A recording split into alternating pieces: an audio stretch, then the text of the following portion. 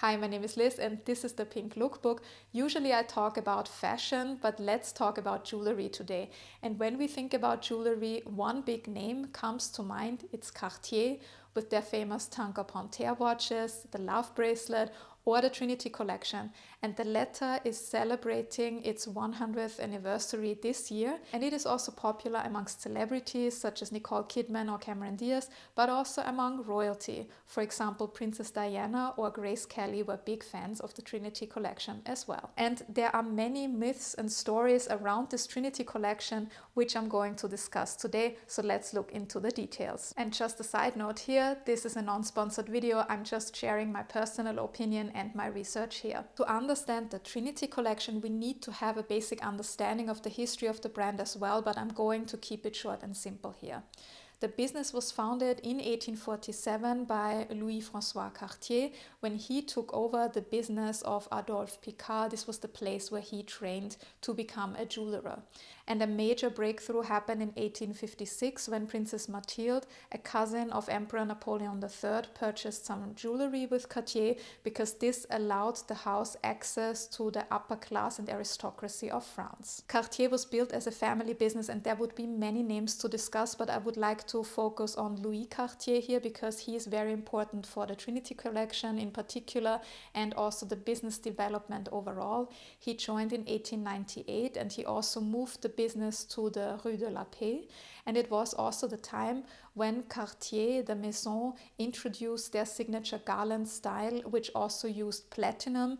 It is very common today to use platinum for fine jewelry, but at the time this was actually quite innovative. The garland style referenced neoclassical elements, but what Cartier became really famous for in the long run was their references to Art Déco, because this allowed them to use geometric shapes and also color combinations that were not really used before. Cartier also expanded internationally. They opened a branch in London and they became an official purveyor of the king.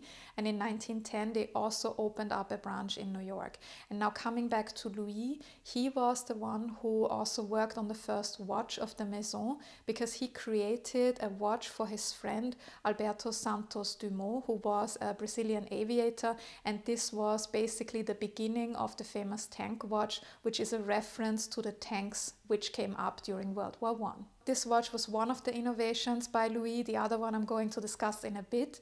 For a very long time, Cartier stayed a family business, but when Louis' brother Pierre passed away, the company was sold, and today it is owned by the Swiss Richemont Group. I've mentioned the first innovation, now let's talk about the second one, the Trinity collection, or the Trinity ring in particular, which was launched in 1924.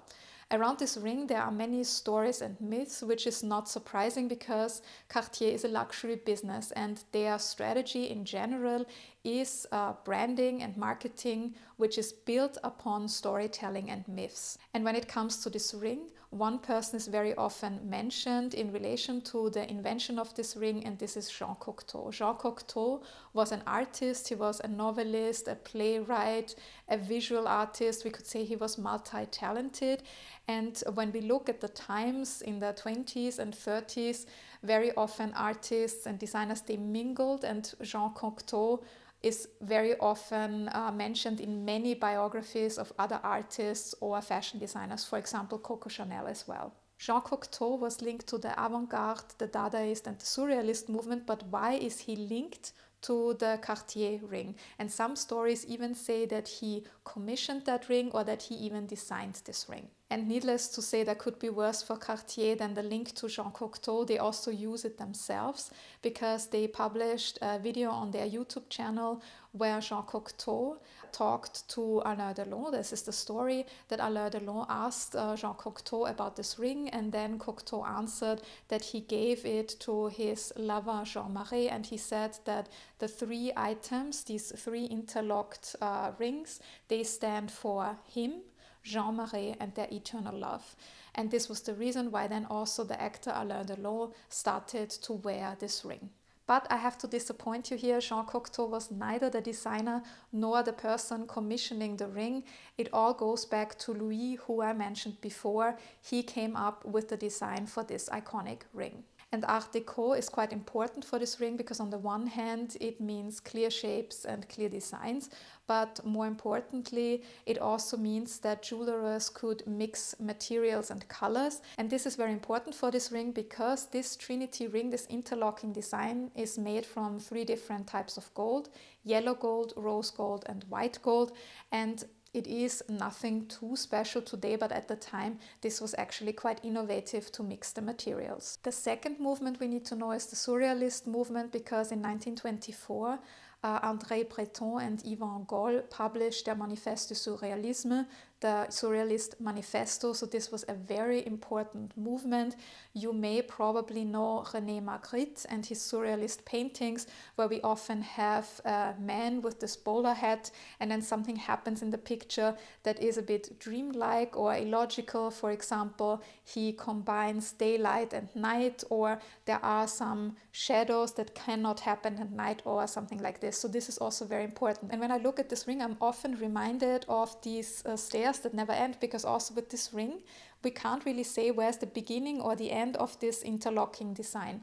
So this is this nod to Surrealism. A year later, Cartier presented the Trinity ring and also a bracelet version at the Paris Expo, and it's quite interesting because this is quite a simple or reduced design, and most of the jewelry that they exhibited at the Expo was quite opulent. Nevertheless, this simple or reduced Trinity design managed to catch the attention of quite a few people, and a bit later the jewelry was then photographed in American Vogue. So I already mentioned Jean Cocteau famously wore the ring, but there were many others. The Duke of Windsor wore 2 of those rings stacked on top of each other on his pinky.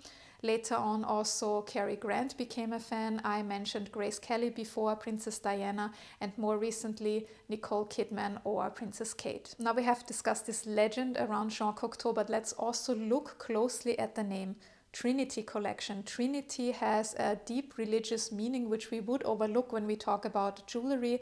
Trinity in Christianity refers to the Holy Trinity, the Father, the Son, and the Holy Spirit. I find it a bit interesting that there is this link. There's nothing official mentioned on the Cartier website, but I think it can't harm the brand if there's this ethereal dimension to this ring as well. And there are many other interpretations. Some people claim it goes back to Celtic traditions. Other people say these are actually Russian wedding rings. This cannot be officially confirmed. There are more mainstream interpretations as well. For example, some people say the rose gold stands for love, the white gold represents friendship, and the yellow gold loyalty.